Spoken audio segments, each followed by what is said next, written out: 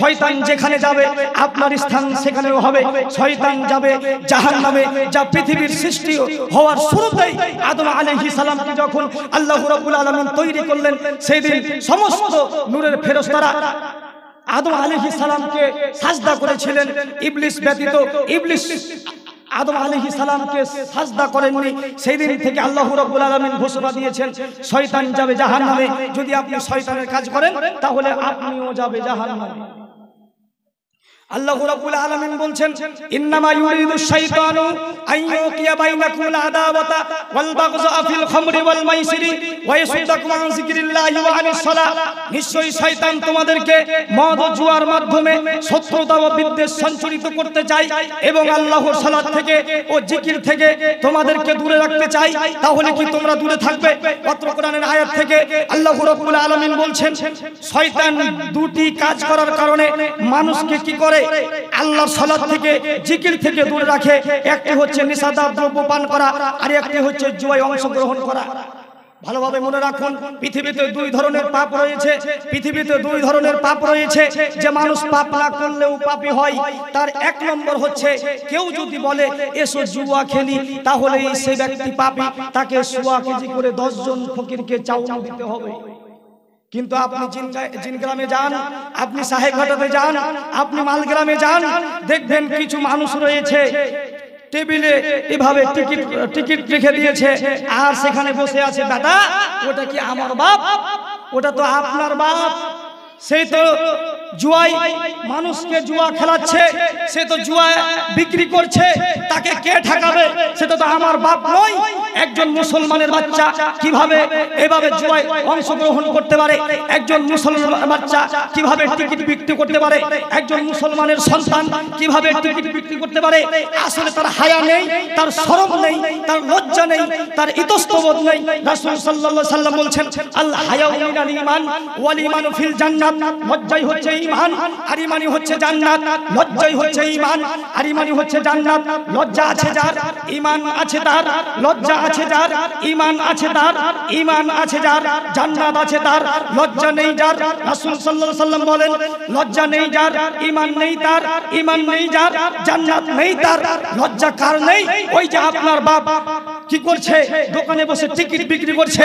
আসলে তার লজ্জা নেই। তার তো লজ্জা নেই, তার বাপেরও নেই। তার 14 গোষ্ঠী জাহান্নামে যাবে। এই কথা রাসূল সাল্লাল্লাহু আলাইহি সাল্লাম বলেন। রাসূল সাল্লাল্লাহু আলাইহি সাল্লাম বলছেন পৃথিবীতে দুই ধরনের পাপ রয়েছে যে মানুষ পাপ না করলেও পাপী। তার এক নম্বর হচ্ছে কেউ যদি বলে এসে জুয়া খেলি। আপনাদের এলাকাতে অনেক সুদখোর আছে, আপনার এলাকাতে অনেক জুয়াখোর আছে। এরা সব সময় জুয়া নিয়ে মেতে আছে। যারা সব সময় জুয়া নিয়ে মেতে আছে, এটা এমন একটি পাপ যে মানুষ পাপ না করলেও পাপী হবে। আপনি দুনিয়াতে এসে লাফালাফি করে ভাবছেন যে আমি জান্নাতে চলে যাব। জান্নাত কোনো বাপের সম্পত্তি নয়। আপনি দুনিয়াকে নিয়ে ব্যস্ত হয়ে আছেন। দুনিয়া হচ্ছে একটি সংকীর্ণ জায়গা, দুনিয়া হচ্ছে একটি সামান্য জায়গা। দুনিয়াকে আপনি প্রাধান্য দিয়েছেন কেন? আপনি কিয়ামত বুঝেননি। আপনার ভিতরে কিয়ামতের জ্ঞান নেই, আপনার ভিতরে কিয়ামতের ভয় নেই। এই জন্য আপনি দুনিয়াকে নিয়ে মেতে আছেন। জাবের রাদিয়াল্লাহু তাআলা আনহু বলেন একদা আমরা রাসূল সাল্লাল্লাহু আলাইহি সাল্লামের সাথে রাস্তা দিয়ে যাচ্ছিলাম। যেতে যেতে দেখলাম যে একটা কান কাটা ছোট মরা ছাগল রাস্তার পাশে পড়ে আছে। তখন রাসূল সাল্লাল্লাহু আলাইহি সাল্লাম আমাদেরকে বলছেন, জাবের বলছেন রাসূল সাল্লাল্লাহু আলাইহি সাল্লাম আমাদেরকে বলছে যে এই কান কাটা ছোট মরা ছাগলটি তোমাদের মধ্যে এমন কি কেউ আছে যে 1 দিরহামের বিনিময়ে এই কান কাটা ছোট মরা ছাগলটি কেউ কিনতে চায়? তখন সাহাবীগণ বলছেন আল্লাহর নবী, এই কান কাটা ছোট মরা ছাগলটি নিয়ে আমরা কি করব? এর কি মূল্য আছে? এর তো কোনো মূল্য নেই। এই কান কাটা ছোট মরা ছাগলটি নিয়ে আমরা কি করব? একে তো আমরা 1 টাকার বিনিময়ে বহু দূরের কথা, 1 দিরহামের বিনিময়ে বহু দূরের কথা। একে তো আমরা কোনো কিছুর বিনিময়ে নিব না। কেন? এই কান কাটা ছোট মরা ছাগলের কোনো দাম না। এই খালু কাকা কথা বলবেন না, কথা বলবেন না, সবাই চুপচাপ থাকুন। আর যারা রাস্তায় ঘোরাঘুরি করছেন এদের কি বাপ নাই নাকি? আর মহিলারা এখন রাস্তায় দাঁড়িয়ে আছে কেন? মহিলারা কি খালা না কি বলবো, আপনারা দাঁড়িয়ে থাকবেন না। পরিবেশ নষ্ট করছেন কেন? কথা এক খেয়ালে চেয়ে থাকুন, কেউ গল্প করবেন না। মা বোন খুব গুরুত্বপূর্ণ আলোচনা হচ্ছে। বলছিলাম রাসূল সাল্লাল্লাহু আলাইহি ওয়াসাল্লাম বলছেন, মহিলাদের কিছু কথা বলি। রাসূল সাল্লাল্লাহু আলাইহি যে হাদিসটা বলছিলাম যে রাসূল সাল্লাল্লাহু আলাইহি ওয়াসাল্লাম বলছেন যে এই কান কাটা ছোট মরা ছাগলটি তোমাদের মধ্যে এমন কি কেউ আছে যে এক দিরহামের বিনিময়ে তোমরা কি কেউ কিনতে চাও? তখন সাহাবীগণ বলছে এই কান কাটা ছোট মরা ছাগল কি আছে, কি নিয়ে কি করব, কি একে নিয়ে আমরা কি করব? তখন রাসূল সাল্লাল্লাহু আলাইহি ওয়াসাল্লাম বলছেন এই কান কাটা ছোট মরা ছাগলটি যত তুচ্ছ, এই কান কাটা ছোট মরা ছাগলটি তোমাদের কাছে যত তুচ্ছ, তোমাদের কাছে যত ঘৃণিত, দুনিয়া আল্লাহ রাব্বুল আলামিনের কাছে তার থেকে অনেক গুণ বেশি তুচ্ছ। কি বলছেন? দুনিয়ার কোনো মূল্য নেই। আপনি দুনিয়ার মহব্বতে পড়ে আছেন। অন্য হাদিসে রাসূল সাল্লাল্লাহু আলাইহি ওয়াসাল্লাম বলেন, সাহাল ইবনে সাদ রাদিয়াল্লাহু তাআলা আনহু বলেন, রাসূল সাল্লাল্লাহু আলাইহি ওয়াসাল্লাম বলেছেন, রাসূল সাল্লাল্লাহু আলাইহি ওয়াসাল্লাম বলেছেন লাউ কানাতিদ দুনিয়া তা'দিলু লিওয়াদাল্লাহি জানাহা বা'উযাতিন মা শাকা কাফিরান মিনহা শারবাতা মাইন। রাসূল সাল্লাল্লাহু আলাইহি ওয়াসাল্লাম বলেন যদি দুনিয়ার মূল্য আল্লাহ রাব্বুল আলামিনের কাছে মাছের একটি পাকার সমতুল্য হতো, তাহলে আল্লাহ রাব্বুল আলামিন পৃথিবীতে কোনো কাফেরকে এক ঢোক পানি পান করতে দিতেন না। যদি দুনিয়ার মূল্য আল্লাহ রাব্বুল আলামিনের কাছে মাছের একটি পাকার সমতুল্য যদি হতো, তাহলে কোনো হিন্দুকে এক ঢোক পানি পান করতে দিতেন না, কোনো খ্রিস্টানকে এক ঢোক পানি পান করতে দিতেন না, কোনো ইহুদিকে এক ঢোক পানি পান করতে দিতেন না, কোনো অমুসলিমকে এক ঢোক পানি পান করতে দিতেন না, কোনো বেনামাজিকে এক ঢোক পানি পান করতে দিতেন না, কোনো ঘুষখোরকে এক ঢোক পানি পান করতে দিতেন না, কোনো সুদখোরকে এক ঢোক পানি পান করতে দিতেন না, কোনো জুয়াখোরকে এক ঢোক পানি পান করতে দিতেন না, কোনো বেপরদা মহিলাকে এক ঢোক পানি পান করতে দিতেন না। কেন দিচ্ছেন? দুনিয়ার মূল্য নেই। দুনিয়ার মূল্য আল্লাহ রাব্বুল আলামিনের কাছে সামান্য সংকীর্ণ দুনিয়া, দুনিয়ার মূল্য আল্লাহ রাব্বুল আলামিনের কাছে নেই, একেবারেই নেই। এই জন্য আমরা মনে করি যে আমরা এই জিন গ্রামে বসবাস করি, আমরা মনে করি যে আমরা এই সাহেববাড়িতে বসবাস করি, আমরা মনে করি আমরা কালিয়াগঞ্জ থানাতে বসবাস করি। আসলে কোনো মানুষ কোনো জায়গাতে বসবাস করে না। আজ থেকে 100 বছর আগে এই জিন গ্রামে যেমন মানুষ ছিল, যেগুলি লোক ছিল, তারা এখন দুনিয়াতে নেই। এখন আমরা যারা আছি আমরাও 100 বছর পর্যন্ত, আমরা 100 বছর পর আমরাও থাকবো না। মানে 100 বছর আগে যারা এসেছিল তারা দুনিয়া থেকে চলে গেছে, এখন যারা আছে তারাও দুনিয়া থেকে চলে যাবে 100 বছর পর। জায়গা 100 বছর আগে যেমন ছিল আজকে জায়গা তেমনই আছে, আজ থেকে 100 বছর আগে 100 বছর পর এই জায়গা তেমনই থাকবে। মানুষ সময়ের মধ্যে আসছে, মানুষ সময়ের মধ্যে চলে যাচ্ছে। মানুষ দুনিয়াকে এমন ব্যস্ত রয়েছে, মানুষ পরকালকে বলে ভুলে গেছে, আখিরাতকে বলে ভুলে যাওয়ার কারণে এই আমরা দুনিয়াকে বলে বেশি মেতে থাকার কারণে আমরা পরকালকে বলে ভুলে গেছি। এজন্য দুনিয়া আমাদেরকে ছাড়তে হবে। বলছিলাম রাসূল সাল্লাল্লাহু আলাইহি ওয়াসাল্লাম বলেন পৃথিবীর মানুষ তোমরা শুনে রাখো, দুইটি পাপ রয়েছে যে মানুষ পাপ না করলেও পাপী। তার 1 নম্বর হচ্ছে কেউ যদি বলে এসে জুয়া খেলি। 2 আল্লাহ নবী বলছেন ওই মহিলা যেই স্বামী ব্যতীত অন্য কারো জন্য সাজগুজ করে রাস্তায় হাঁটলো, ওই মহিলা যেই স্বামী ব্যতীত অন্য কারোর জন্য সে যে রাস্তায় হাঁটলো, সেই মহিলা হচ্ছে ব্যভিচারিণী, সেই মহিলা হচ্ছে ব্যভিচারিণী, সেই মহিলা হচ্ছে ব্যভিচারিণী। মহিলা ব্যভিচারী করেনি। স্বামী ব্যতীত যদি কোনো মহিলা, স্বামীকে বাদ দিয়ে যদি কোনো নারী, স্বামীকে বাদ দিয়ে যদি কোনো মেয়ে অন্য কোনো পুরুষের জন্য সেজে রাস্তায় ঘুরে, তাহলে আল্লাহ নবী বলছেন সেই মহিলা হচ্ছে ব্যভিচারিণী, সেই মহিলা হচ্ছে ব্যভিচারিণী, সেই মহিলা হচ্ছে ব্যভিচারিণী। তো যাই হোক, যেটা বলছিলাম আপনারা কেউ যাবেন না। আমার পরে আরেকজন বিখ্যাত ভালো দামি ফেমাস বক্তা ইউটিউবে আছে, যিনি গুলন্দর থেকে ইটাহাট থেকে এসেছেন। আপনারা কেউ যাবেন না, খুব শিক্ষিত একজন ভালো বক্তা আপনাদের সামনে আসবেন। তো যাই হোক, যেটা বলছিলাম যে রাসূল সাল্লাল্লাহু আলাইহি ওয়াসাল্লাম বলছেন ওই মহিলা যে স্বামী ব্যতীত অন্য কারোর জন্য সেই রাস্তায় হাঁটে, সেই মহিলা হচ্ছে ব্যভিচারিণী। নারীদেরকে রাসূল সাল্লাল্লাহু আলাইহি ওয়াসাল্লাম নারীদের জন্য জান্নাত যত সহজ করেছেন, মহিলাদের জন্য রাসূল সাল্লাল্লাহু আলাইহি ওয়াসাল্লাম জান্নাত যত সহজ করেছেন, পুরুষের জন্য জান্নাত তত সহজ করেননি। রাসূল সাল্লাল্লাহু আলাইহি ওয়াসাল্লাম বলছেন পৃথিবীর নারীরা তোমরা শুনে রাখো, যদি তোমরা 4টি কাজ করতে পারো, যদি তোমরা 4টি কাজ করতে পারো, তাহলে তোমাদের জন্য জান্নাতের 8টি দরজা খুলে দেওয়া হবে। 1 নম্বর হচ্ছে যদি তোমরা 5 ওয়াক্ত সালাত আদায় করতে পারো, 2 যদি রমজান মাসে সিয়াম পালন করতে পারো, 3 স্বামীর কথা মেনে চলো। এই তিনটি কাজ যদি কোনো নারী, এই তিনটি কাজ যদি কোনো মহিলা করতে পারে, তাহলে মহিলা সহজেই জান্নাতে চলে যাবে। তিনটি কাজ: 1 5 ওয়াক্ত সালাত, 2 রমজান মাসে সিয়াম, 3 স্বামীকে মেনে নেওয়া। স্বামী খারাপ হলেও ভালো হলেও আপনাকে মেনে নিতে হবে। স্বামীকে না মানার কারণেই মহিলারা বেশি বেশি জাহান্নামে যাবে। কেন? রাসূল সাল্লাল্লাহু আলাইহি ওয়াসাল্লাম যখন মিরাজে গেলেন, মিরাজে যাওয়ার পরে আল্লাহর নবী দেখে এসে বললেন যে মহিলাদেরকে আমি দেখলাম জাহান্নামে শুধু নারী দিয়ে ভরা, সারা জাহান্নামটা শুধু নারী দিয়ে ভরা। মহিলাদের জন্য আল্লাহ রাব্বুল আলামিন জান্নাত যত সহজ করেছেন, পুরুষের জন্য জান্নাত তত সহজ করেননি। তারপর মহিলারা জাহান্নামে বেশি বেশি যাবে। কেন? মহিলারা বেপরদা থাকার কারণে। একটি মুসলিম শরীফের হাদিস মা বোনদেরকে আমরা বলতে চাই, তাহলে মা বোনরা বুঝতে পারবে যে বেপরদা থাকার কারণে কত কঠিন শাস্তি হবে কিয়ামতের মাঠে। রাসূল সাল্লাল্লাহু আলাইহি সাল্লাম যখন মিরাজে গেলেন, দেখলেন একজন মহিলার হাতকে বেঁধে রেখেছে শিকল দিয়ে, আর তার পেটটা উঁচু হয়ে আছে পাহাড়ের মতো, আর তার পেটের ভিতরে অনেক কুকুরের বাচ্চা রয়েছে।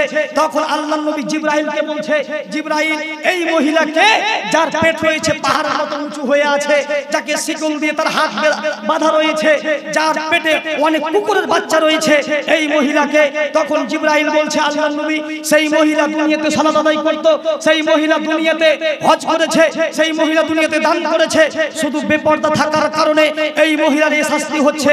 যত পুরুষ তাকে দেখেছে, যত পুরুষ সেই মহিলাকে দেখেছে, যতবার খারাপ নজরে দেখেছে, ততবার সেই মহিলার পেটে কুকুরের বাচ্চা দেওয়া হয়েছে। নাউজুবিল্লাহ মিন যালিক।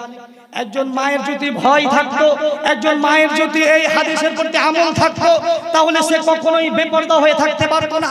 রাসূল সাল্লাল্লাহু আলাইহি ওয়াসাল্লাম বলছেন, নিসাউন, মহিলা, আরিয়াতুন, কাপড় পরে থাকবে উলঙ্গ।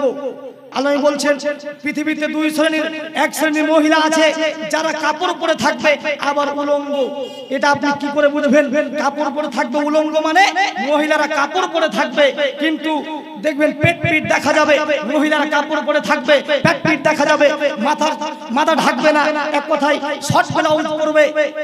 এগুলি হচ্ছে কি? এগুলি হচ্ছে যারা কাপড় পরে থাকবে উলঙ্গ।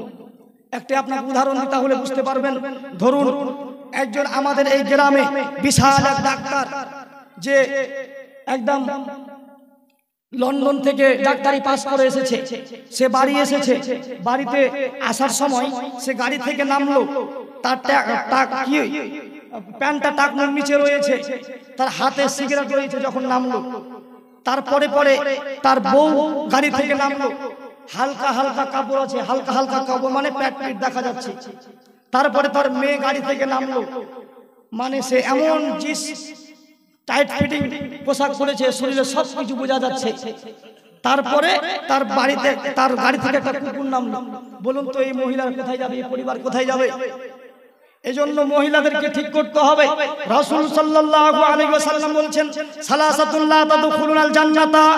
পৃথিবীর মানুষ তোমরা শুনে রাখো, 3 শ্রেণীর মানুষ রয়েছে যাদের জন্য রাসূল সাল্লাল্লাহু আলাইহি ওয়াসাল্লাম জান্নাতকে হারাম করেছেন। তার মধ্যে এক শ্রেণীর ব্যক্তি হচ্ছে দায়ুস। যারা দুনিয়াতে দায়ুস হবে তারা জাহান্নামে যাবে। যদি আপনি আপনার মেয়েকে ঠিক করতে না পারেন, যদি আপনি আপনার স্ত্রীকে ঠিক করতে না পারেন, তাহলে আপনি হবেন দায়ুস, আর আপনি যাবেন জাহান্নামে। আজকে ঈদের দিন আপনি যদি আজকে পার্কে গিয়ে দেখেন, আজকে যদি আপনি রায়গঞ্জ এবং মালদা পার্কে যদি আপনি দেখেন, দেখবেন অনেক যুবক অনেক যুবতীকে চেপে ধরে আছে, অনেক যুবক অনেক যুবতীকে চেপে ধরে আছে। সবাই দেখছে, কেউ কিছু বলে না, বলে নাকি যাই না। সবাই দেখছে, কেউ কিছু বলে না, বলে নাকি যাই না, বলে নাকি অপরাধ, কেউ নাকি মানুষ নয়, সবাই নাকি পশু। মানুষ যদি মানুষ হবে তাহলে বলে না কেন? মানুষ হতে পারে 3টি পদ্ধতিতে। ভালোভাবে শুনে রাখুন, মানুষ হতে পারে 3টি পদ্ধতিতে। তার 1 নম্বর পদ্ধতি হচ্ছে যে কোনো অন্যায় দেখলে ঠেকাতে হবে। আপনার মেয়ে যে কলেজে যাচ্ছে, আপনার মেয়ে যে ওই পার্কে যাচ্ছে, অমুক ছেলেকে ধরে আছে, আপনি বাপ তাকে কিছু বলছেন না, আপনি বাপ তাকে কিছু বললেন না, আপনি হচ্ছেন দায়ুস, আপনি মানুষ নয়। কেন? রাসূল সাল্লাল্লাহু আলাইহি ওয়াসাল্লাম বলছেন যে কোনো অন্যায় দেখলে ঠেকাতে হবে। অন্যায় দেখলে ঠেকাতে হবে, মানে তাকে পিটিয়ে সোজা করতে হবে। যেই সব মেয়েরা, যেই সব বেপরদা মহিলারা রাস্তায় ঘুরছে, যেই সব মেয়েরা মাথায় কাপড় না দিয়ে রাস্তায় ঘুরছে, যেই সব মেয়েরা, যেই সব বাড়ির বউরা ছোট ব্লাউজ পরে চলছে, পরপুরুষের সাথে কথা বলছে, তাদেরকে কি করছে? তাদেরকে ঠেকাতে হবে, তাদেরকে পিটিয়ে ঠেকাতে হবে। যদি আপনি পিটিয়ে ঠেকাতে না পারেন তাহলে মুখ দিয়ে বলতে হবে। যদি আপনি মুখ দিয়ে বলতে না পারেন তাহলে অন্তর দিয়ে ঘৃণা করতে হবে। এই তিনটি কাজ যদি আপনি করতে পারেন তাহলে আপনি হবেন মানুষ। আর আপনি যদি এই তিনটি কাজ করতে না পারেন তাহলে আপনি মানুষ নন। তাহলে আমরা কেউ মানুষ নই। আমরা পার্কে, আমরা তো যুবক, আমরা জানি কিভাবে পার্কে যে অবস্থা রয়েছে, কিন্তু আপনার মেয়েকে সতর্ক করতে হবে। আমরা এই যে যুবক যুবতী এত প্রেমে লিপ্ত হয়েছে, এত যুবক যুবতী এত অন্যায় কাজে লিপ্ত হচ্ছে কেন? একটাই কারণে, তাদেরকে সঠিক সময় বিবাহ না দেওয়ার কারণে। একটি হাদিস আপনার সামনে আমি বলি, তাহলে বুঝতে পারবেন। রাসূল সাল্লাল্লাহু আলাইহি সাল্লাম বলেন, আবু সাঈদ খুদরী রাদিয়াল্লাহু তাআলা আনহু বলেন, রাসূল সাল্লাল্লাহু আলাইহি ওয়াসাল্লাম বলেছেন, মান ওয়ালাদাহু ওয়ালাদুন ফালিয়ুহসিন ইসমাহু ওয়া আদাবাহু। যখন একটা শিশু জন্মগ্রহণ করে তখন পিতার প্রথম কাজ হচ্ছে তার একটি সুন্দর নাম রাখতে হবে। আপনার সন্তান হয়েছে, আপনার একটা মেয়ে হয়েছে, আপনি চলে গেছেন ইমাম সাহেবের কাছে, ইমাম সাহেবকে গিয়ে বলছেন, ইমাম সাহেব আমার একটা মেয়ে হয়েছে, একটা সুন্দর নাম রেখে দিন। তখন ইমাম সাহেব বলছে ফাতিমা রাখো। তখন আপনি এই পুরাতন নাম। ইমাম সাহেব বলছে ঠিক আছে খাদিজা রাখো। আপনি বলছেন এই পুরাতন চলবে না, আমি নিজেই রেখে দিব। কিছুদিন পর ইমাম সাহেব আপনাকে জিজ্ঞাসা করেছে যে আপনার মেয়ের নাম কি রেখেছেন? তখন আপনি বলছেন ফুলটুসি। তখন আপনি বলছেন প্রিয়াঙ্কা। এমন নাম রেখেছেন যেই নাম শুনলেই বমি আসে, যেই নাম শুনলেই ঘৃণা আসে। এত সুন্দর ফাতিমা, আয়েশার মতো নাম আপনার পছন্দ হলো না। রাসূল সাল্লাল্লাহু আলাইহি সাল্লাম বলছেন কিয়ামতের মাঠে প্রত্যেক মানুষকে নাম ধরে ধরে ডাকা হবে। সেদিন যদি আপনার মেয়ের নাম প্রিয়াঙ্কা হয় তাহলে আপনার অবস্থা কি হবে? আপনাকে কান ধরে জাহান্নামে নিয়ে যাবে। কে বাবা নিজের মেয়ে হয়েছে সুন্দর নাম রাখতে পারোনি? তো কি করতে হবে? সুন্দর নাম রাখতে হবে। দুই, ওয়া আদাবাহু, তাকে শিষ্টাচার শিক্ষা দিতে হবে, তার শিরক থেকে মুক্ত করতে হবে, তাকে পাঁচ ওয়াক্ত সালাত আদায় করার জন্য আদেশ করতে হবে। বাপ কিভাবে বলবে? বাপ কিভাবে সন্তানকে সালাত আদায় করার জন্য বলবে? বাপ তো নিজেই নামাজ পড়ে না, বাপ তো নিজেই সালাত আদায় করে না, বাপ তো নিজেই শিরক বুঝে না, বাপ তো নিজেই বেদাত বুঝে না, সন্তানকে কি বুঝাবে? এজন্য রাসূল সাল্লাল্লাহু আলাইহি ওয়াসাল্লাম বলছেন যখন একটা শিশু দুনিয়াতে জন্মগ্রহণ করে তখন পিতার প্রথম কাজ হচ্ছে তার একটা সুন্দর নাম রাখতে হবে। বড় ভাই বসলেন না কি করবেন? বসলে বসেন, না বাড়ি চলে যান। দাঁড়িয়ে থাকতে হবে না, আমি দাঁড়িয়ে থাকতে দেব না, বুঝবেন না? বসেন বসেন। তো বলছিলাম যে রাসূল সাল্লাল্লাহু আলাইহি ওয়াসাল্লাম বলছেন এভাবে যে একজন মহিলা এভাবে নাম একটু সুন্দর রাখতে হবে, তারপরে আদব কায়দা শিক্ষা দিতে হবে। তারপরে আল্লাহ জোরালো কণ্ঠে বলছে ফাইদা বালাগা ফালাম ইউজাওয়াজাহু ওয়া ইন বালাগা ফালাম ইউজাওয়াজাহু ফাসাবা ইসমান ফাইন্নামা ইসমু আলা আবিহি। রাসূল সাল্লাল্লাহু আলাইহি ওয়াসাল্লাম সারা পৃথিবীর মানুষকে বলছেন, হে পৃথিবীর মানুষগণ তোমরা শুনে রাখো, যদি তোমাদের সন্তানের বিবাহের বয়স হয়ে যায় তাহলে তোমরা তোমাদের সন্তানদেরকে বিবাহ দিয়ে দাও। আল্লাহ নবী বলছেন যদি আপনার সন্তানের বিবাহের বয়স হয়ে যায়, যদি আপনার মেয়ের বিবাহের বয়স হয়ে যায়, যদি আপনার ছেলের বিবাহ বয়স হয়ে যায়, আর যদি আপনি আপনার সন্তানের বিবাহ না দেন, যদি আপনি আপনার মেয়ের বিবাহ না দেন, যদি আপনি আপনার ছেলের বিবাহ না দেন, আর সেই অবস্থায় যদি আপনার মেয়ে জেনা করে, সেই অবস্থায় যদি আপনার ছেলে জেনা করে, সেই অবস্থায় যদি আপনার মেয়ে অন্য কোনো ছেলের সাথে কথা বলে, তাহলে যত পাপ করবে সমস্ত পাপ তার বাপের হবে। এখন শিক্ষিত মানুষ যাদের ভিতরে বিবেক রয়েছে, যাদের ভিতরে জ্ঞান রয়েছে, যে যেই সন্তান আমাকে দুনিয়াতে ভাগ দিবে না, আজকে আপনি আপনার সন্তানের বিবাহ দেন, কালকে আপনাকে আর মানবে না। এখনই বাপকে মানছে না, বাপকে কেউ পরোয়া করছে না। যেই সন্তান আপনাকে দুনিয়াতে ভাগ দিবে না, যেই সন্তান আপনাকে দুনিয়াতে খেতে দেবে না, সেই সন্তানের পাপ আপনি নিজের ঘাড়ে নেবেন কেন? সেই সন্তানের পাপ আপনি নিজের ঘাড়ে নেবেন কেন? এজন্য কি করতে হবে? সন্তানের বয়স হয়ে গেলে বিবাহ দিয়ে দিতে হবে। এটাই হচ্ছে বাপের কর্তব্য। বলছিলাম সমাজে জেনা ব্যভিচার বাড়ার একটাই কারণ হচ্ছে সন্তানদেরকে সঠিকভাবে বিবাহ না দেওয়া, আর মা বোনদের পর্দা না থাকার কারণে এভাবেই কি হচ্ছে? জেনা ব্যভিচার বৃদ্ধি পাচ্ছে। রাসূল সাল্লাল্লাহু আলাইহি ওয়াসাল্লাম পৃথিবীর তিন শ্রেণী মানুষকে হত্যা করতে বলেছেন। রাসূল সাল্লাল্লাহু আলাইহি ওয়াসাল্লাম তিন শ্রেণী মানুষকে হত্যা করতে বলেছেন, যাদেরকে হত্যা করতে হবে, যাদেরকে ফাঁসি দিয়ে দিতে হবে।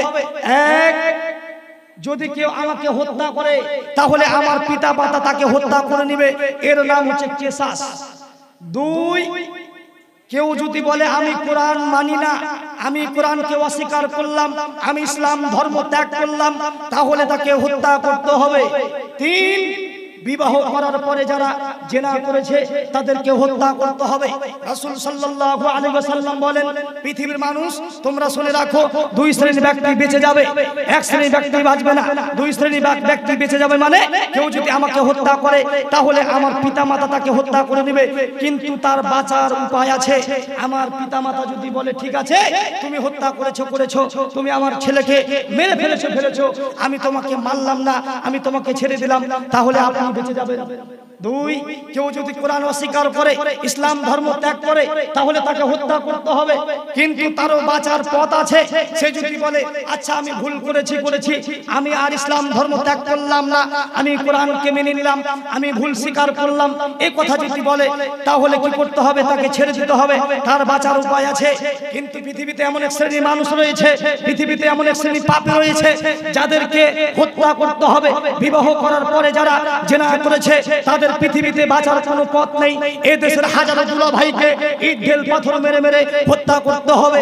যারা নিজের স্বামী থাকার পরও, যারা এই দেশের হাজারো দুলাভাইকে ইট ঢেল পাথর মেরে হত্যা করতে হবে। যারা নিজের স্ত্রী থাকার পরও সিরিকার সাথে জিনায় লিপ্ত হয়েছে তাদের পৃথিবীতে বাঁচার কোনো পথ নেই। এই দেশের হাজারো ভাবিকে ইট ঢেল পাথর মেরে হত্যা করতে হবে। কেন? নিজের স্বামী থাকার পরও যারা দেবরের সাথে জিনায় লিপ্ত হয়েছে তাদের পৃথিবীতে বাঁচার কোনো পথ নেই। কেন? একজন মহিলা এসে আল্লাহ নবীকে বলছেন, তাহির ইয়া রাসূলুল্লাহ, আল্লাহ নবী আপনি আমাকে পবিত্র করুন। তখন রাসূল সাল্লাল্লাহু আলাইহি ওয়াসাল্লাম বলছেন, ইরজি, তুমি বাড়ি ফিরে যাও, আস্তাগফিরুল্লাহ ওয়া আতুবু ইলাইহি, তুমি আল্লাহর কাছে ক্ষমা চাও, তওবা করো, আল্লাহ তোমার পাপ ক্ষমা করে দিবে। মহিলা বলছেন, আল্লাহ নবী, ভাইজি ইবনে মালিককে আপনি যেভাবে ফেরত পাঠিয়েছিলেন আপনি কি আমাকে সেভাবে ফেরত পাঠাতে যাচ্ছেন? দেখতে পাচ্ছেন না আমার পেট উঁচু হয়েছে, আমার পেটে অবৈধ সন্তান রয়েছে, আপনি আমার বিচার করে দিন। রাসূল সাল্লাল্লাহু আলাইহি ওয়াসাল্লাম সেই মহিলার দৃশ্য দেখে বললেন, ঠিক আছে তুমি বাড়ি চলে যাও, যেই দিন এই সন্তান দুনিয়াতে প্রসাব নেবে সেই দিন তুমি আমার কাছে আসবে, আমি তোমার বিচার করে দিব।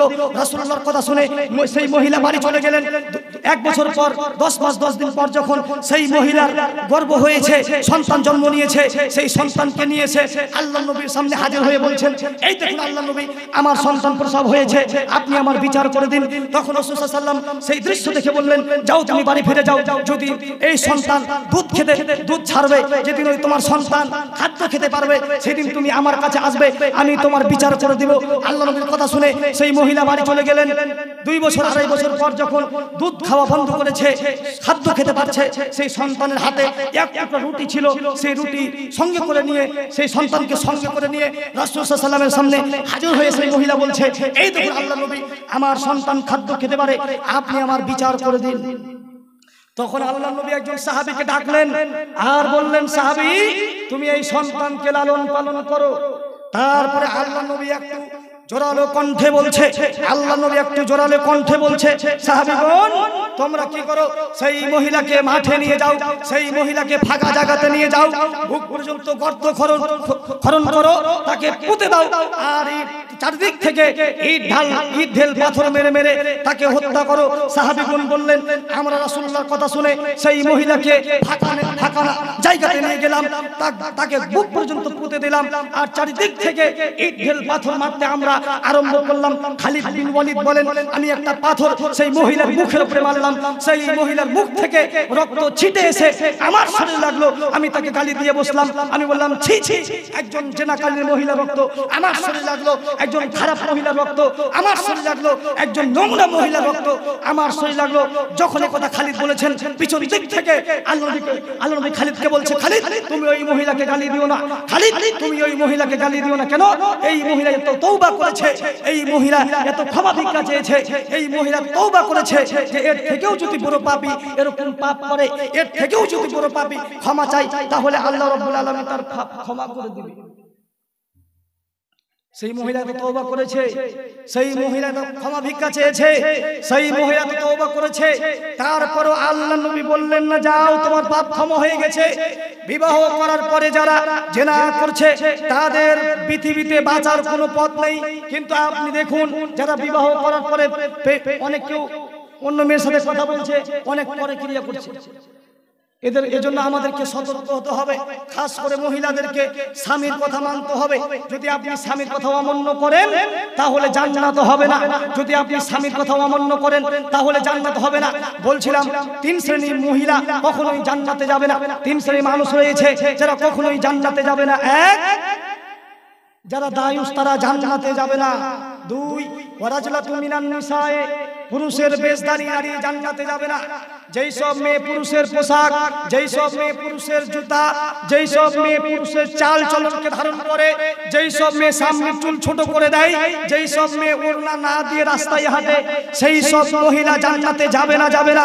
সেই সব মহিলা জান্নাতে যাবে না, যাবে না। জান্নাতের সুগন্ধিও পাবে না। যেই জান্নাতের সুগন্ধি পাওয়া যায় 100 বছরের দূরত্ব থেকে একটি ঘোড়াকে যদি ছেড়ে দেওয়া হয় জান্নাত থেকে, তাহলে একটি ঘোড়া 100 বছর পর্যন্ত যত দূর যাবে ততদূর পর্যন্ত কি হবে? জান্নাতের সেন্ট যায়, জান্নাতের খুশবু যায়। সেই সব বেহায়া মেয়েরা, সেই সব খারাপ মহিলারা, সেই সব নোংরা মহিলারা যারা পুরুষের বেশ ধারণ করবে তারা জান্নাতে যাবে না, যাবে না। জান্নাতের সেনও পাবে না। 3, মুদমিনুল খাম, নিয়মিত নেশাদার দ্রব্য পান করবে যারা, তারা জান্নাতে যাবে না। মা বোনেরা আপনারা উঠাউঠি করছেন কেন? উঠাউঠি করিয়েন না। আরেকজন বক্তা আছে, বসে থাকুন। বলছিলাম নেশাদার দ্রব্য পান করা হচ্ছে মহা অন্যায়, মহা পাপ। আরেকটি মা বোনদেরকে হাদিস বলে দিই স্বামীর সম্পর্কে। রাসূল সাল্লাল্লাহু আলাইহি ওয়াসাল্লামের একজন মেয়ে ছিল, জানা হচ্ছে ফাতিমা। বিয়ে হয়েছিল আলী রাদিয়াল্লাহু তাআলা আনহুর সাথে।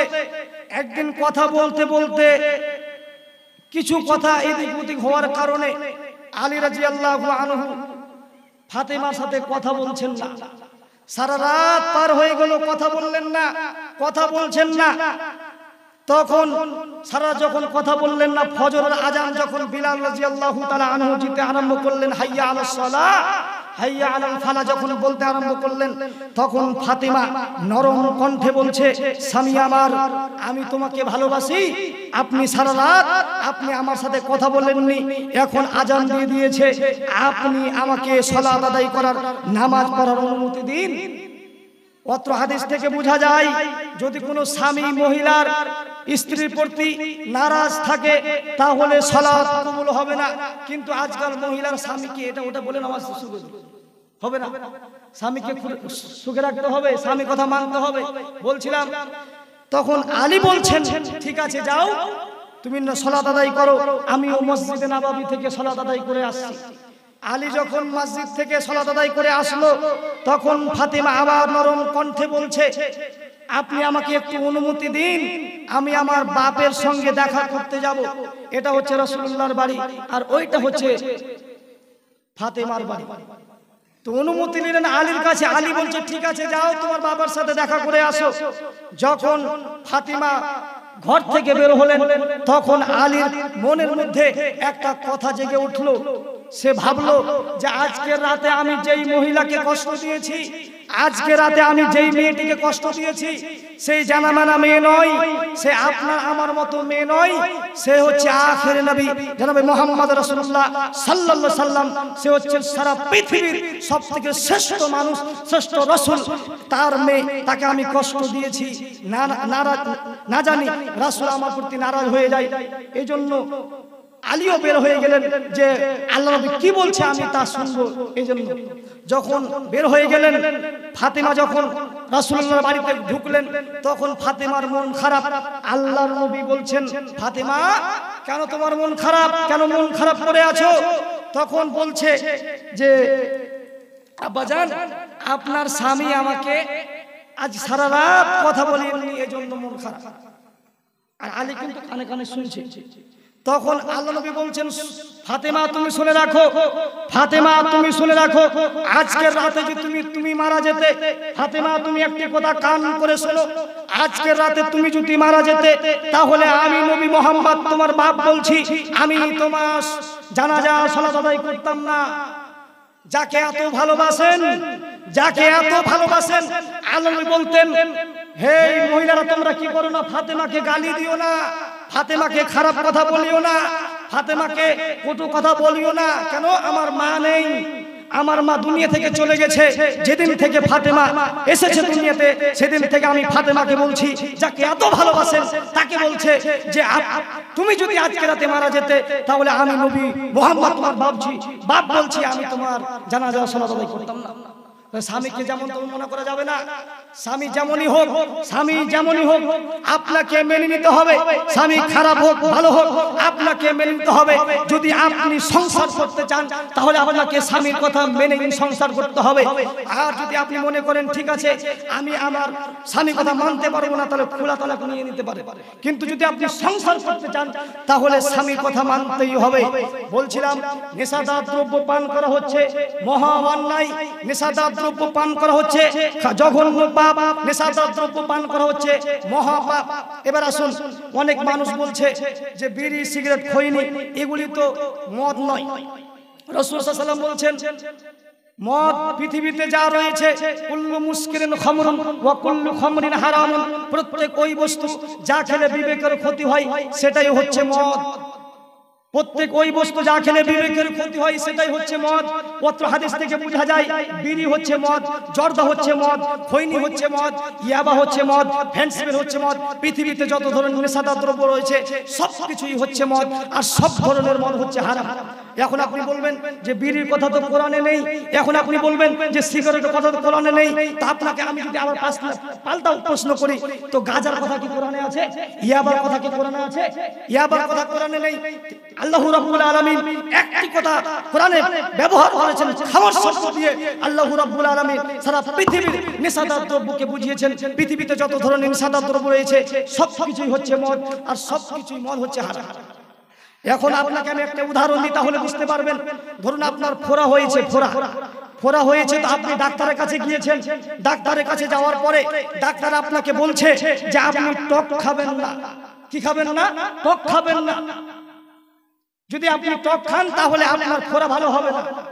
তা আপনি বাড়ি এসে বলছেন যে ডাক্তার মনে হয় আমাকে টমেটো খেতে বলেছে, ডাক্তার মনে হয় আমাকে তেঁতুল খেতে বলেছে। এভাবে কি বারণ করতে হবে না? একবারই বলে দিয়েছে যে টক খাবেন না, মানে দুনিয়াতে যা টক রয়েছে কোনো কিছু খাওয়া যাবে না। তেঁতুল হোক, টমেটো হোক, কাঁচা আম হোক, যা কিছু রয়েছে কোনো কিছু খাওয়া যাবে না। তেমনি আল্লাহ রাব্বুল আলামিন খবর শব্দ দিয়ে সারা পৃথিবীর নেশাদার দ্রব্যকে বুঝিয়েছে যে পৃথিবীতে যত ধরনের নেশাদার দ্রব্য রয়েছে সব কিছুই হচ্ছে মদ, আর সব ধরনের মদ হচ্ছে হারাম। এখন আপনি বলবেন যে বিড়ি খেলে তো মানুষের বিবেকের ক্ষতি হয় না, বিবেক খেলে তো মানুষের জ্ঞান নষ্ট হয় না, তাহলে সেটা কি করে হারাম হতে পারে? আপনার প্রশ্নের জবাবে রাসূল সাল্লাল্লাহু আলাইহি ওয়াসাল্লাম বলছেন, মা আসকারা কাসিরুহু ফাকলিলুহু হারামুন। যেই সব বস্তু বেশি পরিমাণ খেলে বিবেকের ক্ষতি হয়, তার অল্প বস্তু হারাম। বিড়ির ভিতরে থাকে তামাক, জর্দার ভিতরে থাকে তামাক। মানুষ যখন জর্দা খায় তখন চিবিয়ে খায়, আর মানুষ যখন তামাক খায় তখন পুড়িয়ে খায়। খাওয়া একই ব্যাপার, যেভাবেই খাক না কেন। রাসূল সাল্লাল্লাহু আলাইহি ওয়াসাল্লাম বলছেন যেই সব বস্তু বেশি পরিমাণ খেলে বিবেকের ক্ষতি হবে, তার অল্প বস্তু হারাম। এখন একজন সাধারণ মানুষকে যদি 1 কিলো জর্দা খেলে দেওয়া হয়, হাফ কিলো জর্দা খেলে দেওয়া হয়, তাহলে তার বিবেক কাজ করবে না। একজন বাচ্চা ছেলেকে একে যদি হাফ কিলো জর্দা খেলে দেওয়া হয়, তাহলে তার বিবেক কাজ করবে না। আর তার যদি বিবেক কাজ না করে, তাহলে তার একটি দানাও হারাম হবে। কারণ রাসূল সাল্লাল্লাহু আলাইহি ওয়াসাল্লাম বলছেন যেই সব বস্তু বেশি পরিমাণ খেলে বিবেক ক্ষতি হয়, তার অল্প বস্তু হারাম। এই জন্য নেশাদার দ্রব্য ত্যাগ করতে হবে। এতটুকু হাদিস মনে রাখুন যে পৃথিবীতে যত ধরনের নেশাদার দ্রব্য রয়েছে সব কিছুই হচ্ছে মদ, এবং সব ধরনের মদ হচ্ছে হারাম। নেশাদার দ্রব্য ত্যাগ করতে হবে। কেন? রাসূল সাল্লাল্লাহু আলাইহি ওয়াসাল্লাম বলছেন 3 শ্রেণীর মানুষ জান্নাতে যাবে না। তার এক শ্রেণী ব্যক্তি হচ্ছে যারা নেশাদার দ্রব্য পান করবে, তাদের জন্য জান্নাত হারাম। জান্নাত হারাম মানে মদ যেভাবে হারাম তেমনি ভাবে জান্নাত হারাম।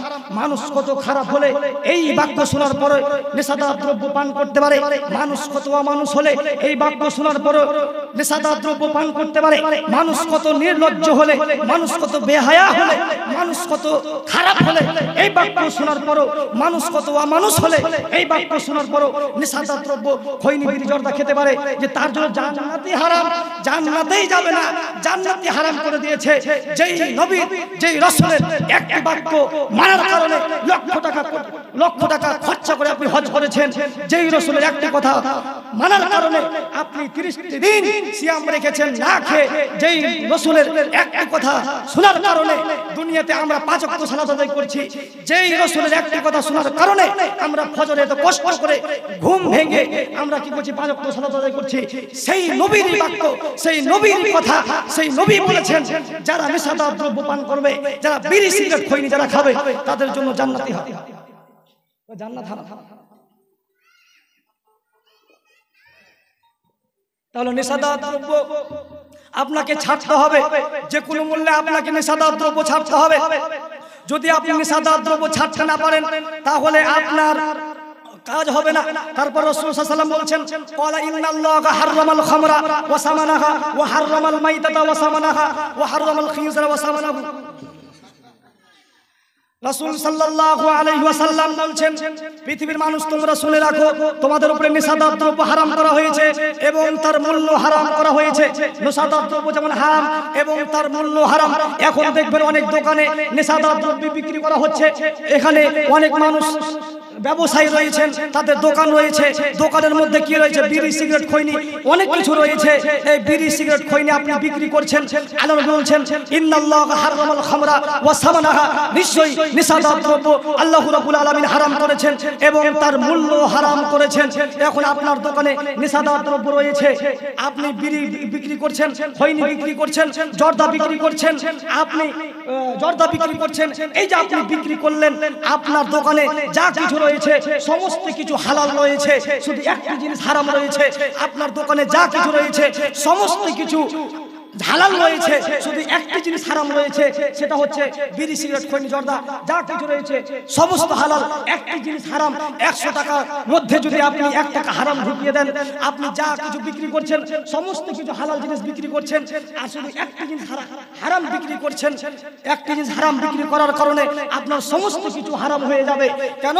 রাসূল সাল্লাল্লাহু আলাইহি ওয়াসাল্লাম বলছেন, 1 টাকার ভিতরে 100 টাকার ভিতরে যদি আপনি 1 টাকা হারাম ঢুকিয়ে দেন, 99 টাকা হালালের ভিতরে যদি আপনি 1 টাকা হারাম ঢুকিয়ে দেন, তাহলে 100 টাকায় হারাম হয়ে যাবে। কেন? রাসূল সাল্লাল্লাহু আলাইহি ওয়াসাল্লাম বলছেন, ইন্নাল্লাহা তাইয়্যিবুন লা ইয়াকবালু ইল্লা তাইয়্যিবা, নিশ্চয়ই আল্লাহ পবিত্র, তিনি পবিত্র ছাড়া গ্রহণ করেন না। আল্লাহ পবিত্র ছাড়া গ্রহণ করেন না। রাসূল সাল্লাল্লাহু আলাইহি ওয়াসাল্লাম সারা পৃথিবীর মানুষকে বলছেন, পৃথিবীর মানুষগণ তোমরা শুনে রাখো, 3টি অবস্থায় মানুষের দোয়া কবুল হয়। কয়টি বলুন তো? 3টি অবস্থায়। যদি মানুষ 3টি অবস্থায় দোয়া করতে পারে তাহলে দোয়া কবুল হবে। মা বোন শুনে রাখুন, যদি মানুষ 3টি অবস্থায় দোয়া করে তাহলে দোয়া কবুল হবে। 1, যদি মানুষ সফরে থাকাকালীন যদি মানুষ দোয়া করে তাহলে আল্লাহ রাব্বুল আলামিন তার দোয়া কবুল করবেন। 2, কোন ব্যক্তি যদি হাত তুলে দোয়া করে তাহলে আল্লাহ রাব্বুল আলামিন তার খালি হাত ফিরিয়ে দিতে লজ্জা পায়। 3, কোন ব্যক্তি যদি বিপদে পড়ার পরে দোয়া করে তাহলে আল্লাহ রাব্বুল আলামিন তার দোয়া কবুল করবেন। 1, সফরে, 2, হাত তুলে, 3, বিপদে। এই 3টি অবস্থায় যদি আপনি আল্লাহর কাছে চান তাহলে আল্লাহ আপনার দোয়া কবুল করবেন। কিন্তু রাসূল সাল্লাল্লাহু আলাইহি ওয়াসাল্লাম এই হাদিসের ভিতরে একজন ব্যক্তির কথা বলছে, যে একজন ব্যক্তি দূর দূরান্ত থেকে সফর করে আসছে, তার চুল হচ্ছে এলোমেলো, শরীরে ধুলাবালি, এমন অবস্থায় লোকটি বিপদে পড়েছে। 1, লোকটি সফরে আছে, 2, লোকটি বিপদে পড়েছে, 3, লোকটি হাত তুলে ইয়া রব্বি বলে কাঁদছে। তারপর রাসূল সাল্লাল্লাহু আলাইহি ওয়াসাল্লাম বলছেন, ওয়া মাতা'মুহু হারামুন ওয়া মাশরাবুহু হারামুন ওয়া মালবাসুহু হারামুন ওয়া গুযিয়া বিল হারামি ফাইন্না ইস্তাজাবু লিযালিক। রাসূল সাল্লাল্লাহু আলাইহি ওয়াসাল্লাম বলছেন, তার খাদ্য হচ্ছে হারাম, তার পানি হচ্ছে হারাম, তার পোশাক হচ্ছে হারাম, সে যে পথে উপার্জন করছে সেটাও হচ্ছে হারাম। আল্লাহ রাব্বুল আলামিন তার কি করে দোয়া কবুল করতে পারে? আপনাকে আমি বুঝাতে পারলাম না। যদি আপনি 3টি অবস্থায় দোয়া করেন তাহলে আল্লাহ আপনার দোয়া কবুল করবে। সফরে থাকাকালে যদি আপনি বিপদে পড়েন, যদি আপনি হাত তুলে দোয়া করেন, 3টি অবস্থায় একজন ব্যক্তি ছিল, সে সফরে ছিল, 2, লোকটি বিপদে পড়েছিল, 3, লোকটি ইয়া রব্বি বলে হাত তুলে কাঁদলো। তারপর আল্লাহ বলছে তার দোয়া কবুল হবে না। কেন? তার পোশাক হচ্ছে হারাম, তার খাদ্য হচ্ছে হারাম, তার সে যে পথে উপার্জন করছে সেটা হচ্ছে হারাম। এখন আপনি আপনার দোকানে বিড়ি সিগারেট খৈনি রেখেছেন, আপনি কি করে আপনি এইসব নেশাদার দ্রব্য বিক্রি করতে পারেন? যদি আপনি মুসলমান হতেন, যদি আপনি মুসলমানের বাচ্চা হতেন, তাহলে অবৈধ জিনিস, খারাপ জঘন্য জিনিস আপনি রাখতে পারেন না। কেন? রাসূল সাল্লাল্লাহু আলাইহি ওয়াসাল্লাম বলছেন নিশ্চয়ই আল্লাহ পবিত্র, তিনি পবিত্র ছাড়া গ্রহণ করেন না। এখন আপনার করণীয় কি হবে? বহুদিন বহু বক্তব্য শুনেছেন, অনেক মাওলানা, অনেক আলেমের বক্তব্য শুনেছেন, যারা সুর দিয়ে মানুষকে মাতিয়ে দিয়েছে আর গজল বলে সময় কাটিয়ে 50,000 10-20,000 টাকা নিয়ে চলে গেছে, কিন্তু তাদের কাছে এরকম হিদায়াতের কথা পাবেন না। রাসূল সাল্লাল্লাহু আলাইহি ওয়াসাল্লাম বলছেন ইন্নাল্লাহা তাইয়্যিবুন লা ইয়াকবালু ইল্লা তাইয়্যিবা, নিশ্চয়ই আল্লাহ পবিত্র, তিনি পবিত্র ছাড়া গ্রহণ করেন না। এখন আপনার কাজ হবে কি? আপনাকে বাড়ি যেতে হবে, আপনাকে দোকানে যেতে হবে, দোকানে গিয়ে আপনার দোকানে যা কিছু রয়েছে, বিড়ি, সিগারেট, খৈনি, জর্দা, যা কিছু রয়েছে সমস্ত কিছুকে টেনে নিয়ে এসে বেরোনের মধ্যে ফেলে দিয়ে আপনাকে বলতে হবে তোর লাঠি মারলাম, আমি তোর মুখে লাঠি মারলাম, আমি তোর মুখে লাঠি মারলাম, তোর স্থান আমার এই পবিত্র দোকানে হবে না। যদি আপনি কাজটি করতে পারেন, যদি আপনি কাজটি করতে পারেন, তাহলে আপনি হবেন মুসলিম।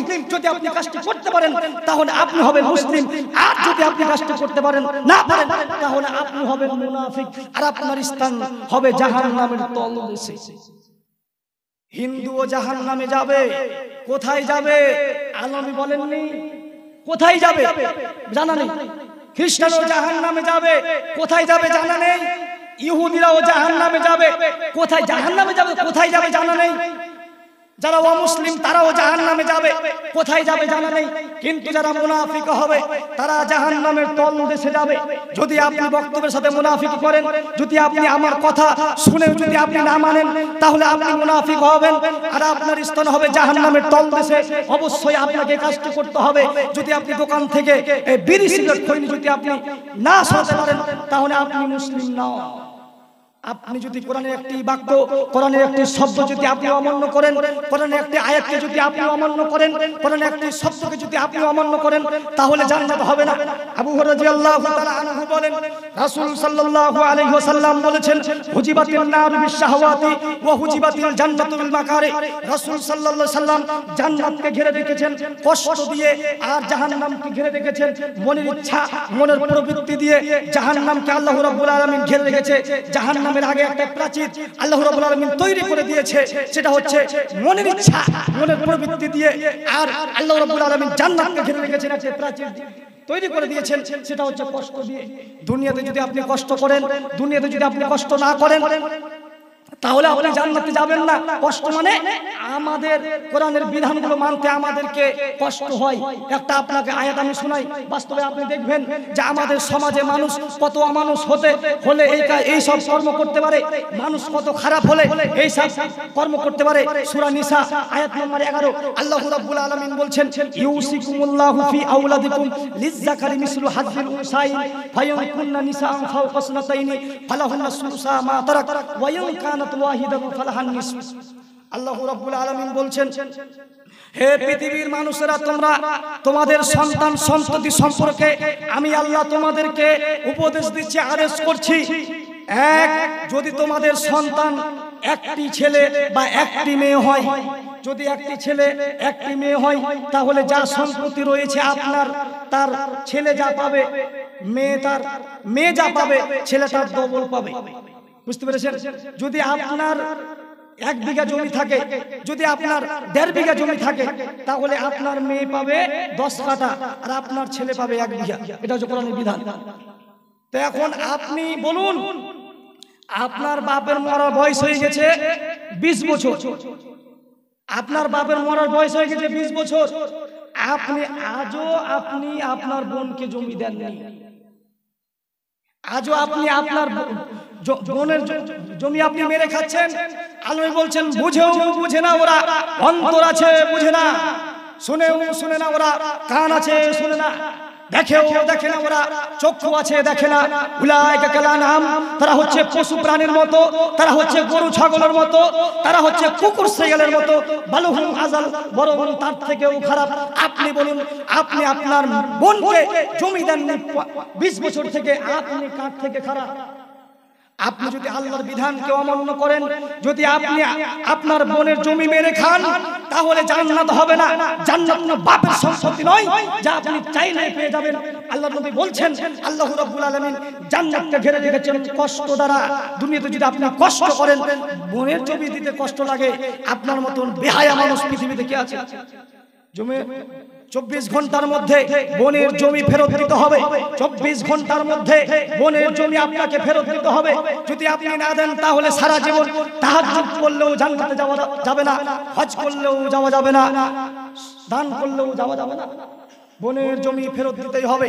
তারপর আল্লাহ তাআলা বলছেন, পৃথিবীর মানুষ তোমরা শুনে রাখো, যদি কারো 2-এর অধিক মেয়ে হয়, যদি কোনো মানুষের 3-এর অধিক মেয়ে হয়, 2-এর অধিক মেয়ে হয়, যা সম্পত্তি রয়েছে, ছেলে নেই, শুধু 2-এর অধিক অনেক মেয়ে, 4টা 5টা 6টা 7টা 10টা যা মেয়ে রয়েছে, যা সম্পত্তি রয়েছে, সমস্ত সম্পত্তি 3 ভাগ হবে। কয় ভাগ বললাম? 3 ভাগ। তার মধ্যে 2 ভাগ পাবে মেয়েরা, 1 ভাগ ভাই ভাতিজাদেরকে দিতে হবে। আমরা কয়জন দিই? আপনি বলবেন, আমি কষ্ট করে কেরালা গিয়ে, দিল্লি মুম্বাই গিয়ে কষ্ট করে খাটনি করে আমি জমি জায়গা করেছি, আর আমার মেয়েদেরকে বাদ দিয়ে ভাতিজারকে দিব? আপনার ভাতিজা যদি আপনাকে মারে, আপনার ভাতিজা যদি আপনার দুশ্মনী করে, তারপরে আপনাকে দিতে হবে, আপনি বাধ্য। আল্লাহ বলেছেন কোরআনে, আল্লাহর কোরআনের বাক্য আপনাকে মানতে হবে, কোরআন আয়াত আপনাকে মানতে হবে। আপনাকে ভালো লাগলেও দিতে হবে, খারাপ লাগলেও দিতে হবে, আপনার মন চাইলেও দিতে হবে, না চাইলেও দিতে হবে। কেন? আল্লাহ বলছেন, আল্লাহ রাব্বুল আলামিন জান্নাতকে ঘিরেছেন কষ্ট দিয়ে। দুনিয়াতে আপনাকে কষ্ট করতে হবে, আল্লাহর বিধান আপনাকে মানতে হবে। 3 ওয়া কানাত ওয়াহিদাতান ফালাহান নিসফ। অনেক যুবক রয়েছে এবং যুবকের বাপেরাও রয়েছে, সে যখন ছেলের বিবাহ দেয় তখন ভালো মেয়ে খুঁজে বেড়ায়। ছেলে বলছে যে বাবা বিয়ে দাও, তখন আপনি বলছেন যে আরে বেটা বিয়েতে দিব তো ভালো মেয়ে খুঁজতে হবে না? তো ঠিক আছে, আপনি ভালো মেয়ে খুঁজবেন। তো অনেক খোঁজাখুঁজির পর বাপের একটাই মেয়ে, আপনি তখন বলছে বা মাশাআল্লাহ আমার ছেলের জন্য উপযুক্ত পাত্রী পেয়েছে, এখন আমার ছেলের বিবাহ ভালো ভালো মেয়ে পেয়ে গেছে, একটাই বাপের মেয়ে, কেউ নেই, যা সম্পত্তি সব আমার ছেলের হবে। আপনিও একদম খুব হুবে আছেন যে শ্বশুরে যা পাবো সব কিছু আমার হবে। এটা ভেবে যারা বিবাহ দিয়েছেন সন্তানদের, যারা এই ভেবে যারা বিবাহ করেছেন, এখন তারা ফেঁসে গেছে। এখন তারা আপনি কি ভুল করেছেন? আল্লাহ তাআলা বলছেন, ওয়া কানাত ওয়াহিদাতান ফালাহান নিসফ। যদি কারো একটি মেয়ে হয় আর সন্তান না থাকে, শুধু একটি মেয়ে, সম্পত্তি যা রয়েছে সম্পত্তি 2 ভাগ হবে। 2 ভাগ কি করবেন? সম্পত্তি 2 ভাগ হবে। 1 ভাগ মেয়েটা পাবে, 1 ভাগ ভাই ভাতিজাদেরকে দিতে হবে। আপনি চাইলেও দিতে হবে, না চাইলেও দিতে হবে। বলছিলাম আল্লাহ রাব্বুল আলামিন জান্নাতকে ঘিরে গেছেন কষ্ট দিয়ে। আপনাকে আমি একটা জিনিস দেখালাম যে আপনি কষ্ট করতে পারছেন না, আল্লাহর বিধান মানতে আপনাকে কষ্ট হচ্ছে, জান্নাত কিভাবে যাবে? জান্নাতে যা তো সহজ নয়। আরেকটি বলুন তো, দাড়ি রাখা কি বলুন তো? দাড়ি রাখা সুন্নাত, ফরজ না ওয়াজিব? বলেন দেখি। সুন্নাত না। আর কেউ বলবে ওয়াজিব? দাড়ি রাখা হচ্ছে ফরজ, রাখতেই হবে। দাড়ি রাখা ফরজ, রাখতেই হবে। অনেক মানুষকে দেখলাম, আমি তারাই পড়ালাম, তো দেখলাম যে অনেক মানুষ দাড়ি নেই, মোচ রয়েছে লম্বা লম্বা, একদম সিনেমা নায়কের মতো, একদম সাউথে লম্বা লম্বা একদম এই মোচ রয়েছে। আর কি করছে? তাহাজ্জুদের সালাত করছে, রাত জাগার সময়। তো আল্লাহর বিধান, দাড়ি রাখা হচ্ছে ফরজ, আপনাকে রাখতেই হবে। আল্লাহর বিধান মানতে লজ্জা লাগছে, আল্লাহর বিধান মানতে আপনাকে শরম লাগছে, আল্লাহর বিধান মানতে আপনাকে গায়ে লাগছে। মানুষ হয় কি করে? আল্লাহর বিধান মানতে কিভাবে খারাপ লাগতে পারে?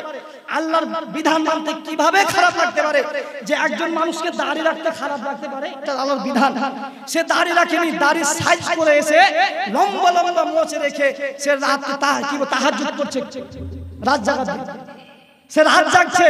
তো বলুন তো, মোচ রাখা কি? মোচ রাখা সুন্নাত না ফরজ? মোচ রাখা হারাম। তো যারা মোচ লম্বা লম্বা রেখেছে আর দাড়ি ছাড়েনি, তো তারা কার সুন্নাত পালন করছে? শয়তানের। তো আপনি শয়তানের সুন্নাত মুখে নিয়ে আর রাত জাগরণ করলে, তাহাজ্জুদ করলে কাজ দিবে? হাট বাটা, কিসের কাজ দিবে? অবশ্যই আপনাকে কি করতে হবে? আল্লাহর বিধান মানতেই হবে। যদি আপনি আল্লাহর বিধান না মানেন তাহলে এই তাহাজ্জুদ করে জান্নাতে যাওয়া যাবে না। অবশ্যই 24 ঘন্টার মধ্যে আপনাকে দাঁড়িয়ে রাখতে হবে, অবশ্যই রাখতে হবে। যদি আপনি মুসলমান নিজেকে দাবি করেন, যদি আপনি নিজেকে বলেন আপনি মুসলিম, তাহলে আপনাকে দাঁড়িয়ে রাখতেই হবে। কারণ রাসূল সাল্লাল্লাহু আলাইহি ওয়াসাল্লাম বলছেন, মনের ইচ্ছা মতো চলে যারা, মন মতো চলে যারা, তারা এই জাহান্নামে যাবে। মনের ইচ্ছা মতো চলবে যারা, তারা এই জাহান্নামে যাবে। মন মতো চলে যারা জাহান্নামে যাবে, তারা মন মতো কারা চলছে আপনি জানলেন, দাঁড়িয়ে রাখতে হবে। তারপরও আপনি রাখলেন না, মানে আপনি মন মতো চললেন না, আপনি জাহান্নামে চলে গেছেন। ঢুকেননি কেন? মরেননি জন্য, মরলেই জাহান্নাম, কিছু করার নেই। আপনাকে ভালো লাগলেই রাখতে হবে, না লাগলেও রাখতে হবে। বলছিলাম মেয়েদের সম্পত্তি দিয়ে দিতে হবে, দাঁড়িয়ে রাখতে হবে। আরেকটি আমি হাদিস বলে আমার বক্তব্য শেষ করব, সেটা হচ্ছে যারা বিড়ি সিগারেট জর্দা খৈনি গুল যারা খাবে তাদের জন্য কি রয়েছে, তাদের জন্য কি শাস্তি। রাসূল সাল্লাল্লাহু আলাইহি ওয়াসাল্লাম বলেন, ক্বালা ইন্নাল্লাহ, রাসূল সাল্লাল্লাহু আলাইহি ওয়াসাল্লাম বলেন, আল্লাহ রাব্বুল আলামিন ওয়াদা করেছেন। আল্লাহর ওয়াদা সত্য হবে না মিথ্যা হবে বলুন? আল্লাহর ওয়াদা অবশ্যই সত্য হবে। আল্লাহ কি ওয়াদা করেছে? আল্লাহ বলছেন, পৃথিবীর মানুষ যদি তোমরা 5 ওয়াক্ত সালাত আদায় করো তাহলে আমি তোমাদেরকে জান্নাতে নিয়েই যাব। এটা আল্লাহ বলছেন, আমি ওয়াদা করলাম। এই ওয়াদা যেমন সত্য, রাসূল সাল্লাল্লাহু আলাইহি ওয়াসাল্লাম বলছেন, যারা দুনিয়াতে নেশাদার দ্রব্য পান করবে, যারা বিড়ি সিগারেট খৈনি জর্দা যারা খাবে, তাদেরকে আল্লাহ রাব্বুল আলামিন তিনাতুল খাবাল পান করাবেন। কিলা ইয়া রাসূলুল্লাহ ওয়া মা তিনাতুল খাবাল? সাহাবীগণ জিজ্ঞাসা করলেন, আল্লাহর নবী তিনাতুল খাবাল কি? তখন রাসূল সাল্লাল্লাহু আলাইহি ওয়াসাল্লাম বলছেন, ক্বালা আরাকু আহলিন নার আও উসরাতু আহলিন নার।